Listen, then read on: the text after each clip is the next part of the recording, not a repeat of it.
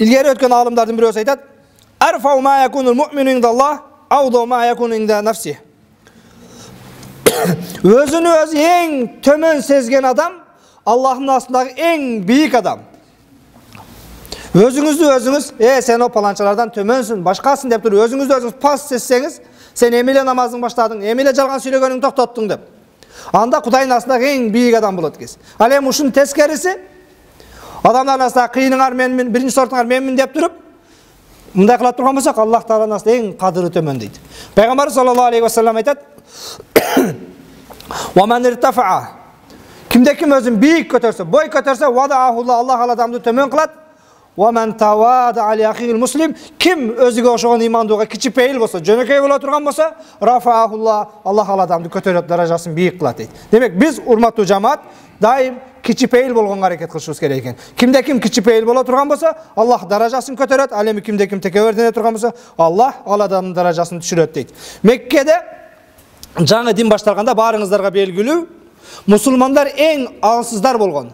Алардын арасынан дагы Пайгамбар саллаллаху алейхи ва салламдын азанчысы Билал, Эфиопиядан келген негрлерден болгон кара киши, Меккенин эң чектен чыккан капырынын кулу эле.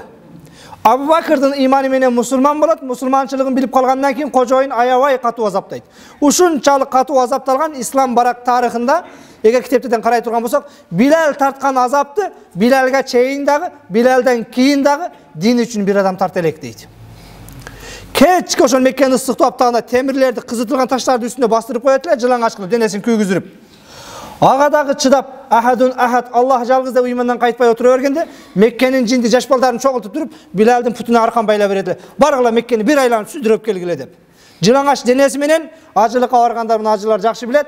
Ал Меккенин ташы кырлуу кесет. Мына ошол Меккенин өрөөнүндө таштарында сүдүрөтүп балдар айлантырып келет элек дейт. Анан өзүн жоготканда алып кеп ташап койсок, бир күн эки күндө Билал кайра өзүнө келет эле дейт.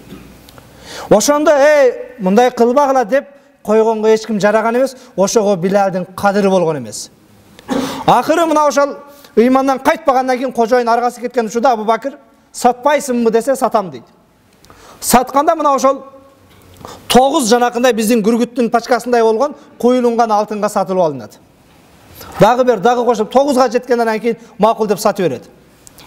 Саткандан кийин жана кожоюн Абу Бакырдын жанакы сатып алганын ниетин бузуш үчүн, Абу Бакырды басынтыш үчүн, эгер албаганыңда дейт, бир уч туздун, бир тамакка кошула турган туздун баасына да бермекмин, бул ошого да арзыбайт болчу бул негир дейт. Азирет Абу Бакыр, мен муну 9 мо телефондой болгон куюлган алтынга сатып алдым. Эгер дагы ушунча сурасаң, Билалдын ыйманы үчүн дагы ушунча бермекмин дейт. Меккеде ушундай кадыры жок болгон Билал, бирок арадан жылдар өтүп, Фатху Макка болуп, Пайгамбар Меккеден Мединага качып чыгып, Мединада 8 жыл жүрүп, дин күчөп кайрадан Меккени алгандан кийин, кичипейил болгон, адам катары эсептелинбеген бир учурларда бир тамакка кошула турган туздун дагы баасына тең келбеген Билалды Пайгамбар саллаллаху алейхи ва саллям: "Эй Абу Бакыр, эй Умар, желкеңер мүйрүңөрдү ылдыйлаткыла, Билал путун коюп, Кабанын үстүнө чыгып азан айтсын" дейт. Биlalга чейин, Bilaldan кийин Кабанын үстүнө чыгып эч ким азан айта элек. Кээ бир мазхабтарда ошо Кабанын үстүнө чыгып азан айтсаң жарабайт. Биздин мазхаб боюнча макру, Кабанын урматы бар деп. А бирок кээ бир мазхабтар такыр чыкпаш керек дейт. Ошончолук деңгээлдеги улуу болгон Кабанын үстүнө Биlalга чейин, Bilaldan кийин эч ким чыга элек. Эмне үчүн? Кичипейил болгондугу үчүн. Ва ман тавада, ким кичипейил болса, рафаахулла, Аллах көтөрөт дегендин далили.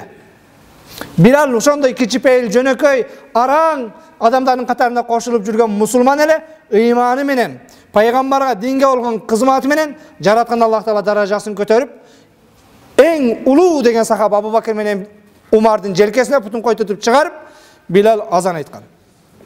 Биlaldan кийин дагы, Bilalga чейин дагы ал жерге чыгып азан айткан эч кимге уруксат болгон эмес. Ушунчалык деңгээлде жараткан Аллах Таала даражасын көтөргөн.